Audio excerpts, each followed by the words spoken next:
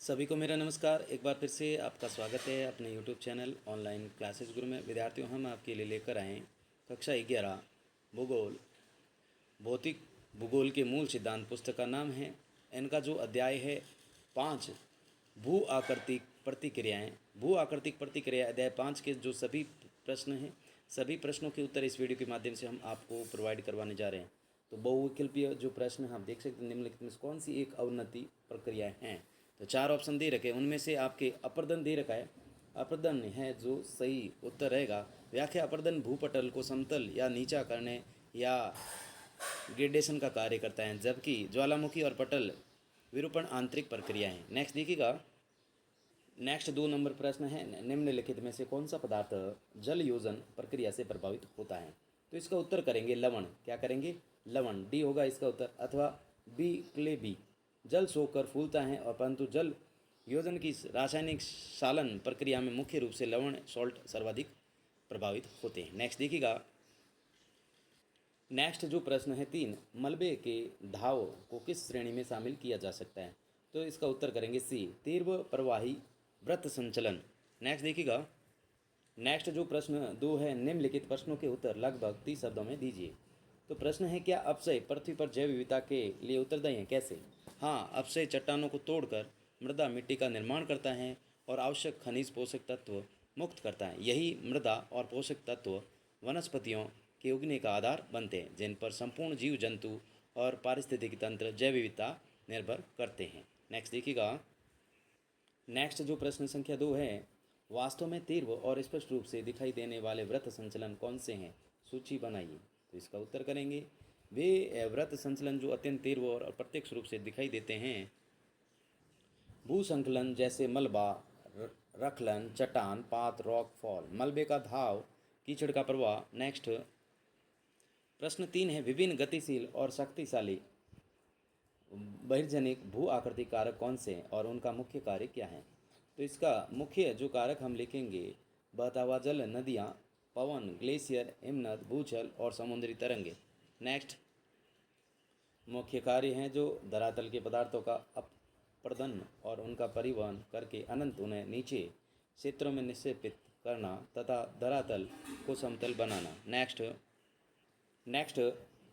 4 number प्रश्न, क्या मृदा निर्माण के लिए अपक्षय एक आवश्यक पूर्व शर्त है? क्यों? हाँ, अपक्षय मृदा निर्माण की प्राथमिक प्रक्रिया है। जब तक मूल चट्टानें अपक्षयित होकर ढीली और सूक्ष्म कणों पैतृक पदार्थ में नहीं बदलती, तब तक उनके जैविक पदार्थ जल और हवा मिलकर उपजाऊ मृदा का रूप नहीं ले सकते। नेक्स्ट है प्रश्न 3, निम्नलिखित प्रश्नों को उत्तर लगभग 150 शब्दों में दीजिए। तो पहला प्रश्न है, हमारी पृथ्वी 2 विपरीत भू आकृतिक प्रक्रियाओं का क्रीड़ा स्थल है, चर्चा कीजिए। तो पृथ्वी के धरातल पर निरंतर परिवर्तन लाने वाले 2 मुख्य बल काम करते हैं जो एक दूसरे के विपरीत हैं।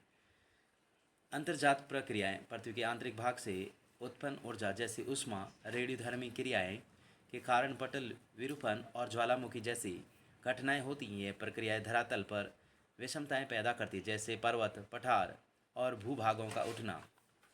नेक्स्ट है बहिर्जनिक प्रक्रियाएं, सूर्य की ऊर्जा और वायुमंडलीय बलों से संचालित होने वाले कारक जल, वायु, बर्फ धरातल पर काम करते हैं। यह अपक्षय और अपरदन द्वारा धरातल के उठे हुए हिस्सों को, इसलिए जहाँ अंतर्जात बल धरातल पर नए भू रूपों का निर्माण करते हैं, वही बहिर्जनिक बल उन्हें समतल करने में लगे रहते हैं। इन दोनों के निरंतर संघर्ष और संतुलन के कारण हमारी पृथ्वी का परिदृश्य जो बदलता रहता है। तो विद्यार्थियों, जिन्होंने चैनल को सब्सक्राइब नहीं किया तो प्लीज़ चैनल को सब्सक्राइब कीजिएगा, वीडियो को लाइक कीजिएगा, वीडियो को शेयर कीजिएगा, ताकि मेरे चैनल पर जो वीडियो अपलोड हो आपके पास नोटिफिकेशन पहुंच सके। इस नोटिफिकेशन के माध्यम से अपना सारा संपूर्ण हल कर सके। तो प्लीज़ वीडियो को लाइक कीजिएगा और चैनल को सब्सक्राइब कीजिएगा। नेक्स्ट देखिएगा, नेक्स्ट विद्यार्थियों 2 नंबर प्रश्न, बहिर्जनिक भू आकृतिक प्रक्रियाएं अपनी अंतिम ऊर्जा सूर्य की गर्मी से प्राप्त करती है। व्याख्या कीजिए। बहिर्जनिक प्रक्रियाओं में अपक्षय, अपरदन, परिवहन और निक्षेपण शामिल है। यह सभी प्रक्रियाएं मुख्य रूप से वायुमंडल और उसके घटकों तापमान, वर्षा, पवन आदि से नियंत्रित होती है, जिनकी मूल ऊर्जा का स्रोत सूर्य है। नेक्स्ट देखिएगा, जल चक्र, सूर्य के ताप से वाष्पीकरण होता है, बादल बनते और वर्षा होती। यही वर्षा का जल नदियों के रूप में बहकर धरातल का अपरदन करता है। पवनें सूर्य द्वारा धरातल के असमान गर्म होने से वायु दाब में अंतर आता है, जिससे हवाएं चलती हैं और पवनों द्वारा अपर्दन निक्षेपण होता है। तापीय अपक्षय, दिन में सूर्य की धूप से चट्टानें फैलती हैं और रात में ठंडी होकर सिकुड़ती हैं, जिससे चट्टानें टूटती हैं। नेक्स्ट,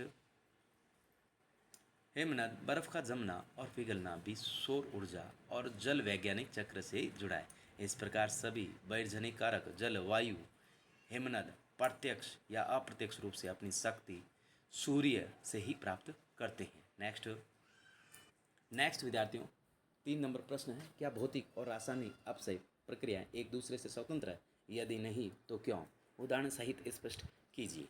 नहीं, भौतिक, यांत्रिक और रासायनिक अपक्षय प्रक्रिया एक दूसरे से स्वतंत्र नहीं है, बल्कि वे एक दूसरे की पूरक है और मिलकर काम करती हैं। भौतिक अपक्षय रासायनिक को बढ़ावा देता है। जब भौतिक अपक्षय चट्टानों को तोड़कर छोटे छोटे टुकड़ों में विभाजित करता है तो चट्टान का पृष्ठ क्षेत्रफल बढ़ जाता है। ऐसे जल, हवा और रसायनों को क्रिया करने के लिए अधिक जगह मिलती है, जिससे रासायनिक अपक्षय तेज हो जाता है।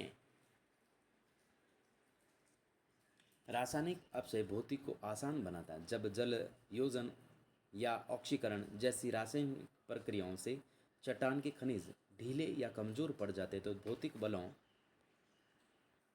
जैसे जमाव, पिघलाव या तापीय प्रसार के लिए चट्टान को तोड़ना बहुत आसान हो जाता है। उदाहरण, चूना पत्थर के क्षेत्रों में रासायनिक घोलन के कारण चट्टानों में दरारें चौड़ी हो जाती है, जिसके बाद गुरुत्वाकर्षण या जल प्रवाह जैसी भौतिक शक्तियों द्वारा चट्टानें आसानी से टूटकर गिर जाती है। नेक्स्ट देखिएगा। नेक्स्ट प्रश्न है 4, आप मृदा निर्माण की प्रक्रिया और मृदा निर्माण के कारकों में किस प्रकार अंतर स्पष्ट करेंगे? मृदा निर्माण में जलवायु और जैविक क्रियाओं की 2 महत्वपूर्ण नियंत्रक कारकों के रूप में क्या भूमिका है? तो इसका उत्तर लिखेंगे, मृदा निर्माण प्रक्रिया vs मृदा निर्माण के कारक। मृदा निर्माण प्रक्रिया यह वह जटिल भौतिक, रासायनिक और जैविक रूपांतरण है जिसके द्वारा अपसहित मूल पदार्थ धीरे धीरे उपजाऊ मिट्टी में बदलते हैं, जैसे हुमिफिकेशन, कार्बोनेशन, अपक्षालन आदि। नेक्स्ट, मृदा निर्माण के कारक। मृदा निर्माण के कारक वे परिस्थितियां हैं या तत्व हैं जो मृदा निर्माण की दर, दिशा और प्रकार को नियंत्रित या प्रभावित करते हैं, जैसे जलवायु, जैविक क्रियाएं, पैतृक पदार्थ, उच्चावच और समय। नेक्स्ट, जलवायु की भूमिका। जलवायु सबसे महत्वपूर्ण सक्रिय कारक हैं। तापमान और नमी यह रासायनिक और जैविक क्रियाओं की गति तय करते हैं और अधिक तापमान और नमी वाले क्षेत्रों में मृदा निर्माण, वर्षा के कारणों खनिजों का सालन होता है, जिससे मिट्टी की ऊपरी परत से तत्व बहकर निचले स्तरों में चले जाते हैं। तो विद्यार्थियों, वीडियो कैसा लगा कमेंट करके बताइएगा और अपने दोस्तों के साथ वीडियो को शेयर कीजिएगा, और वीडियो अच्छा लगा तो लाइक कीजिएगा और चैनल को सब्सक्राइब कीजिएगा। नेक्स्ट देखिएगा, जैविक क्रियाओं की भूमिका। ह्यूमस का निर्माण पेड़ पौधों के पत्ते और मृत सीड जीव सड़ गलकर मिट्टी में ह्यूमस जैविक अंश मिलाते हैं, जो मिट्टी की उर्वरता और जल धारण क्षमता बढ़ाता है। सूक्ष्म जीव और जीव बैक्टीरिया नाइट्रोजन स्थिरीकरण करते हैं, जबकि केंचुए और चींटियां मिट्टी को खोदकर उसमें हवा और पानी के आवागमन को सुगम बनाते हैं। नेक्स्ट, तो इस प्रकार से इस वीडियो के माध्यम से सभी जो अभ्यास प्रश्न थे, सभी अभ्यास प्रश्नों के उत्तर आपको प्रोवाइड करवा दिए गए। Thanks for watching. वीडियो देखने के लिए बहुत बहुत धन्यवाद।